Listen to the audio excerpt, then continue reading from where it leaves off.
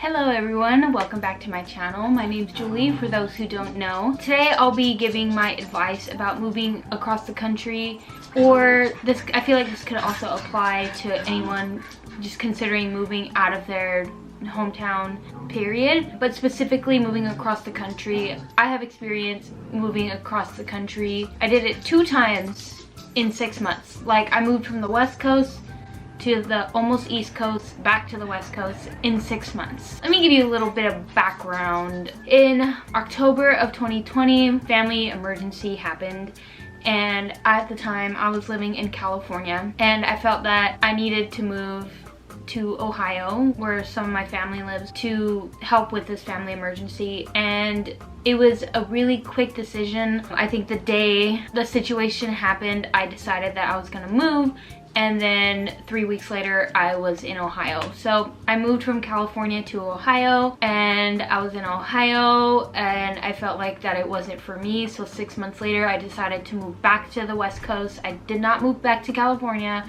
I moved to Oregon, which is just 1 state above it. So I have a lot to say about the moving process. My first piece of advice would be to think about it for a long time, and I mean for like a year or more. Visit the place as often as you can. Stay there as long as you possibly can. Rent a Airbnb or stay with some friends or family, whoever, if you're moving to somewhere that has. Pretend like you're living there full time, even if you're only there for a few days at a time.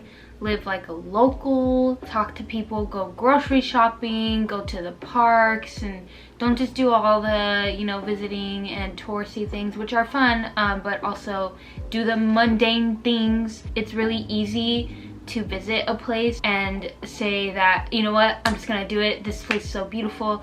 It has so many activities I can do. The people are so great, and just making a decision and not really simmering on that and spending more time there and doing more daily life activities that you would do anywhere that you're living. This just helps a lot with making the decision and giving yourself time to really think about it. I didn't give myself time to think about it, and I ended up not really liking the decision. Granted, there was an emergency, so yeah, there wasn't much I could do at that time. Really taking your time in making the decision to move. Another piece of advice I have is to get movers if you can afford it. Moving in and of itself is already a really stressful and exhausting process.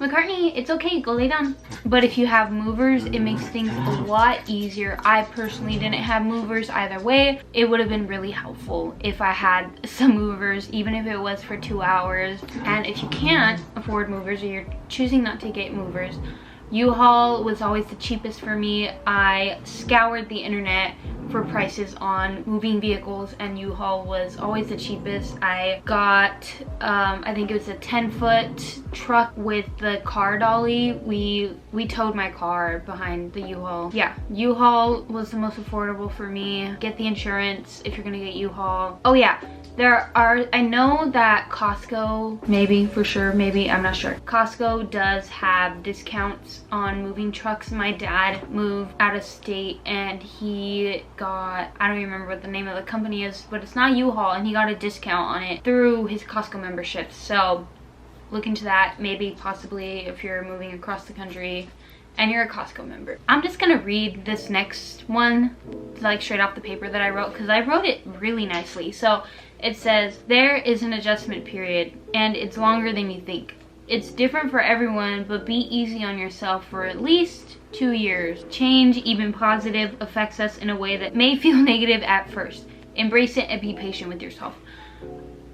This one is huge because I have only been living in Oregon for a year, and I'm still struggling a little bit, not as much as I did a year ago, but this is also advice that I remember getting from my mom when she first moved to Ohio. She had the hardest time, and she didn't really get adjusted until after being there for 2 years.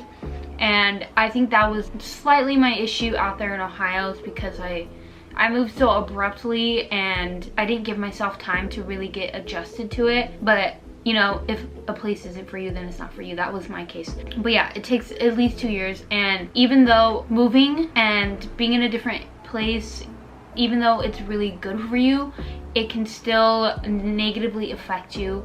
I read that in a book, The Mountain Is You. Great book. I haven't finished it. Maybe I'll do a video on it one day, but basically what it said is that humans aren't the best at adapting to change, and even though the change is really good for you, it can still bring out negative emotions and stuff like that. So if you're feeling like that, first of all, get a therapist. Second of all, be patient with yourself and you'll work through it. And if not, then you know it's not for you. Whew, dang, I got deep when I wrote this one. If you're not going for school, you will feel lonely. Even if you have family, even if you have your partner, make the effort to join groups or clubs to meet people. Humans need connections. Or if you feel comfortable going out with coworkers, making the extra effort to talk to people and make connections. Being away from what you're used to and where you grew up is really, really hard. And even though it's really good for you, it can still be really difficult. And especially if you're not going for college, and I specifically say college because in college you're kind of forced to meet people and hang out and talk to people and stuff, especially if you join clubs or sororities or you're in an ensemble, like a music ensemble or something. And if you're not going for college, you know, you're just kind of there living, and it's not like your previous home where you know you had everything around you, you had your friends without having to think about it, but you're in this new spot and you're kind of by yourself and you don't really know anyone, and it is very lonely. So make the effort to go out and talk to people and stuff like that. If you want to go to a bar, go do that. Another point I have is to get it out of the house and keep exploring. You'll find something new every single day, and you don't have to go out every single day. Maybe every weekend or every other weekend or one weekend a month, going to a new place. I have lived in Oregon for a little over a year now, and I go to Portland, which I live pretty close to Portland. I go to Portland once a weekend for my dog's haircut, and I try, I'm a creature of habit, but I try to make the effort to go to a new spot every time, whether that be a restaurant or a park or a store or a different part of town, because there's so many things to see. Even in the city I live in, which is significantly smaller than Portland, there's always something new to see. It'll keep you sane as well too, especially if you're living in an area that has actual seasons. During that winter time, you know, it can be, you know, depressing. My very last point, and I feel like is also the most important point, is if you make the decision to move and you stay there for a year, 2 years, 3 years, and you decide, you know what, it's not for me, you can always go back, and there's nothing wrong with that. There is nothing wrong with going back to where you're from. This is a really important point for me, because I felt like if I went back when I was living in Ohio and I was making the decision to move back to the West Coast, I felt like I couldn't move back to California or I would be a failure of some sorts. It's not true at all. I don't regret my decision to Oregon, but I definitely wish that I at least gave myself the option of going back to California, where I am from. You're not a failure if you move and you put all this effort in and you explore and you meet people and you give yourself 2 years and it just doesn't work out for you, and that's okay. You can go back, honey.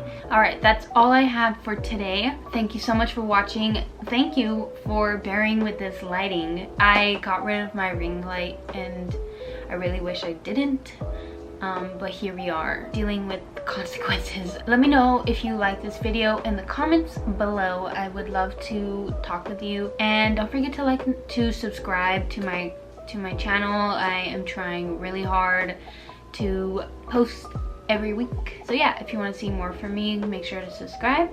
And if you have anything you want to add or you want to kind of talk more about it, let me know in the comments, and I will see y'all later. Bye.